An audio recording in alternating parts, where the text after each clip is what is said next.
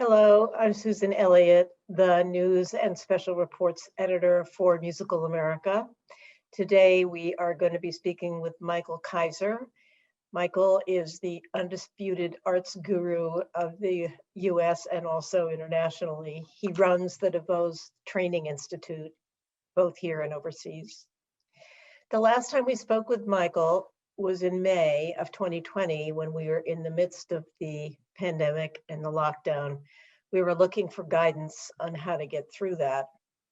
Today, we are looking for guidance on how to come out of it, both financially and artistically.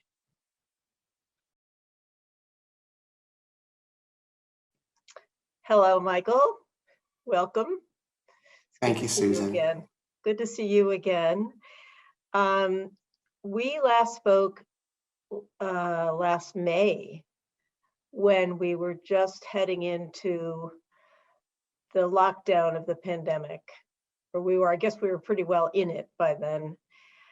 And one of the things that I really wanted to talk about today was that, now that we are emerging from the pandemic, what should we be thinking about?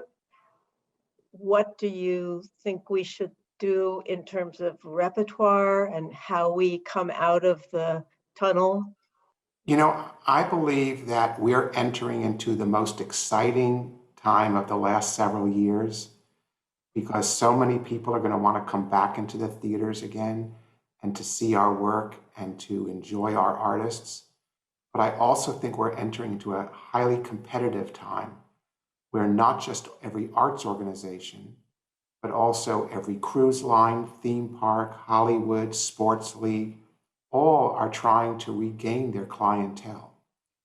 So there's going to be a ton of marketing. There's going to be so many special offers. There's going to be so much activity to get people to come back to a restaurant, to come back to the movie theaters, to come back to theme parks, etc. That I think arts organizations have to be as inventive or more inventive than ever, and not to play it safe, and not to think we can sort of ease our way in, because I think we'll get lost in the noise. And I think the successful organizations are the ones that are going to use this last few months of planning time that we have to think about what are we going to do this autumn that's going to be spectacular. And I don't think we can afford to play it safe. It means doing work that's going to distinguish an organization and make people say, with limited amounts of time and limited amounts of money, I want to go see that. And how do we do that? How do we, it's always been a struggle for classical music anyway to get in front of people. We have to be honest with ourselves. Most of us work in art forms that only at this point speak to a relatively small proportion of the population. I'm not saying in recovery from this pandemic that we can all get everyone in the community to want to see us, although they never wanted to see us in the past. And will there be any kind of issue with keeping the superstar roster domestic, as we probably will have to initially anyway? I think we're going to have to work within the constraints that are set for us. We have many, many great American superstars of all art forms. So if, unfortunately, we can't begin to work with our friends who come from abroad, there's plenty of wonderful talent to be drawn upon. I'm hopeful that sooner rather than later, as the vaccines become available, not just here in the US, but also internationally, we'll increasingly be able to draw upon talent from all over. We also will continue to want to do some work virtually, which will allow us to work with artists who are wherever they happen to be. But I think we always then have to work to draw new audiences. Yeah. And we have to work on our outreach activities to start to allow more people who are not familiar with the art forms to start to enjoy and realize that maybe this is for them. So I think the work we were doing before the pandemic is unfortunately still the work we have to do after the pandemic. But we Right. just have to be a little bit more visible right now going out of the pandemic, since there's going to be such a glut of marketing for all kinds of other for-profit entertainment options. Right. Do you see any change in the way that we have been doing what we do all these years? I mean, one of the things that I was thinking about was, in the old days, I used to hear about seasons a year, 18, even 18 months ahead of when they actually started. Now I get monthly updates for what's coming next month. Mhm.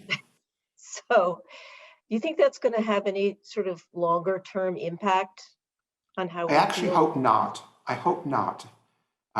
One always wants to leave room for flexibility. Right, And in this situation, we have to be flexible.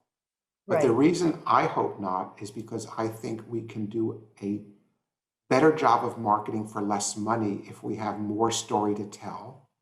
And that by being able to talk about a season ahead, you really, I think, can also amplify your communication to donors and your fundraising activity. One of the reasons to be able to talk about a longer time horizon for your work is that you have an opportunity to excite donors by this fuller menu of projects. If we're only talking about what we're doing next week, and that's not particularly appealing to a certain segment of our donor base, we don't want to risk losing that segment. We can't afford to. mm. So the long term booking and scheduling is probably a good idea to keep, is what you're saying. I've always believed in longer term artistic plans because Right, they allow us to plan larger, more ambitious programming, and also to be able to present a story to those who fund us that has many more parts. That's a bigger portfolio than if we're only looking at a short term. We have to be careful. The pandemic didn't change the nature of the work we have to do. Some of the trends you're talking about are trends that existed in the arts long before anyone knew of COVID-19. right, I think that the pandemic is not what is forcing cultural institutions to experiment with new kinds of work, to experiment with new kinds of collaborations. That's the basic economics of the arts, which are so challenging. I think COVID really put a marker or a period where we just stopped a lot of what we traditionally did and maybe experimented with some new ideas during this period, some of which may survive. But I don't think this is a new challenge for cultural organizations. And I, for one, believe that when we can go back safely and with confidence into a theater, we're going to have the exact same problems we had before COVID, but I'm right, not sure we have so many new ones. I think it is going to be the virtual work that is the largest portion of the change in the way we do our work. mhm, I think we're going to be still endeavoring to share our work over a broader geography using online technique. I think we're going to find some ways to make our artists more visible and more human to our communities. I think one of the nice things that happened in this last year was that an effort was made to actually get to know artists by showcasing them on um, in virtual work. You had Brian Prechtel from the BSO in your interview series recently. And the right, BSO certainly with their online series allowed those of us who watched to really get to know their musicians in a way we probably didn't know before. I right, think that kind of exploration is really wonderful and rich and allows people to feel closer to an institution than maybe they felt before. I think that will last into the future, I hope. Um, but I do think the majority of our work is still going to be putting on operas, doing concerts, doing ballets, etc. right. What about the whole labor issue? One thing I've heard from a number of places, including Brian and also Dallas Symphony, is this sort of roll up your sleeves and jump in attitude that more and more musicians have taken. which I didn't hear about so much before all this started. Um, and I'm wondering if we can hope for that to continue. I hope so. I think that has an awful lot to do also with the management, not just, it's not all on the artists to roll up their sleeves, it's on the management to make the artists feel welcome into the conversation. Mhm. And I think this has been something that happened during COVID because it had to. And I do hope we've all learned to continue in the way we relate to each other, that we are not adversaries, but we're actually all working to accomplish the same thing. Um, Part of this is going to depend upon how the management handled COVID. You know, many, many institutions, contrary to popular belief, many arts institutions have done just fine financially this past year because they were able to offload so much cost. And between the money they raised that was extra because there were extra grants available and the PPP loans, both batches of PPP loans that were forgiven, gave several organizations actually made them healthier financially than they were before COVID. Unfortunately, this happened on the backs of our artists, our stagehands, all the people who are set designers and costume designers, all the people who are employed per production or who had contracts that didn't guarantee them payment during this period. So the organizations have gotten a little bit richer, not in every case, certainly, but in many cases. But the artists have not. This has been a conflict between the mission of the organization and the values of the organization. In many cases, organizations that have a mission to do great music had to cut back during COVID necessarily, but they almost all have value statements as well. And the values include values about how we treat our artists. And I find it very difficult to understand how several arts organizations have been able to improve their financial health in this year without sharing that wealth with their artists, even though they had no obligation to do so.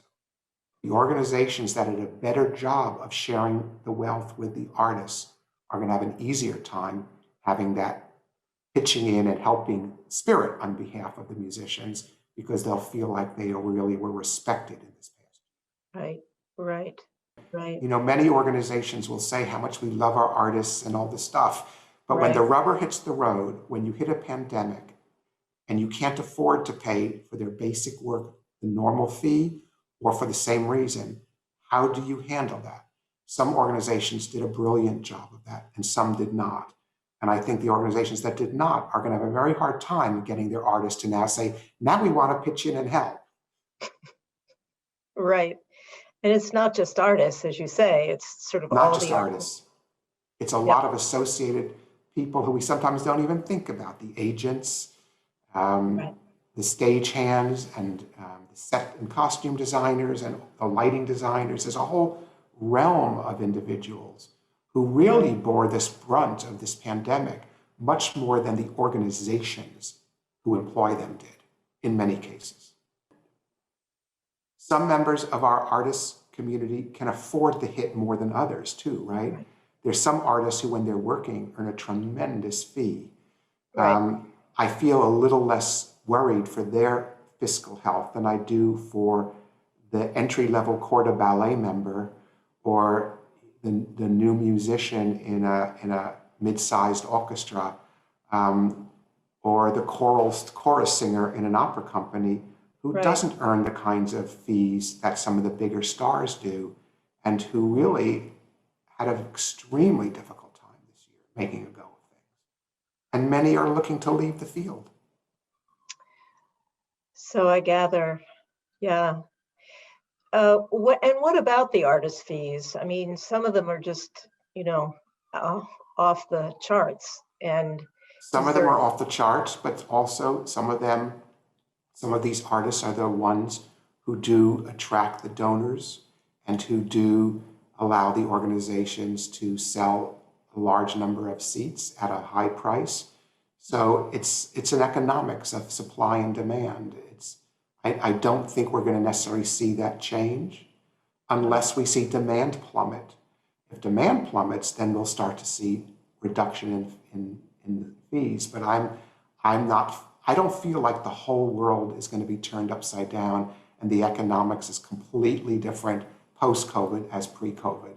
I think we're going to see many trends continue, many factors that were factors beforehand continue to be factors, and we will see some changes. So do you feel like the onus on getting a lot of these people back on their feet, the artistic support staff, as it were, is the onus on individual companies to raise special funding for them? Is it government? What is your thinking about that? I wish our government did have a program, but that would suggest a government that thinks of the arts as a real priority in its funding scheme, and that's just not true. We were founded by the Puritans. We have a separation of art and state because the Puritans thought music and dance were evil. It goes back to that century, the 17th century. Yeah. We don't have that same role of culture in our governmental priority scheme. I wish we did. I will certainly say I wish we did, but we don't. So we have to be realistic and say, if we're really going to have a safety net for artists, that's going to have to come from the arts organizations that employ them and that depend on them, and who I feel in many cases did not do a good enough job of prioritizing their needs in this very difficult period. And by the way, not just artists, but also staff members. Mm-hmm. In many organizations, large numbers of the office staff who are not highly paid were also furloughed for maybe the whole year. Again, I think these individuals also, we need to value them and recognize that these are lives. These are not people, we can't just say you're not employed for a year, have a good life, good luck to you, while we collect PPP money.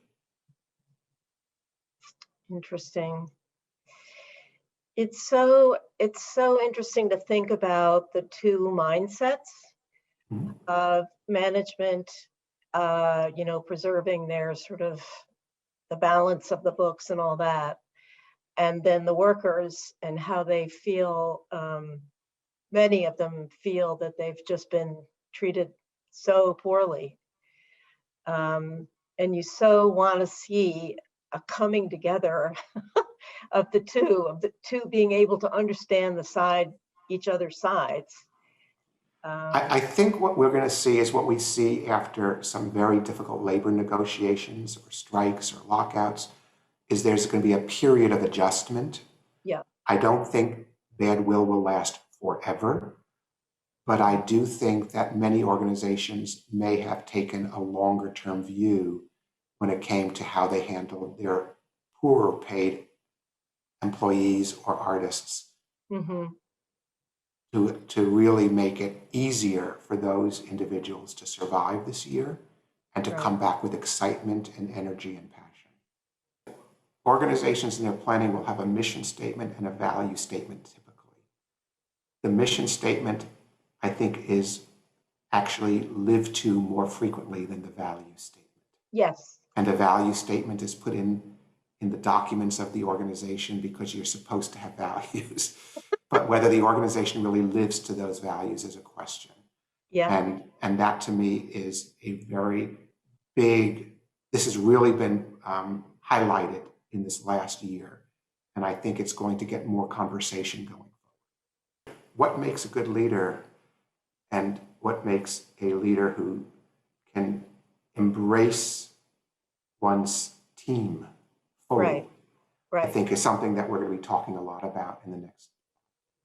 And that's what you do at the Institute, correct? That's what we try to do at the Institute. Yeah. Good. So, Michael, thank you for talking to us again. Great pleasure. Thank you, Susan.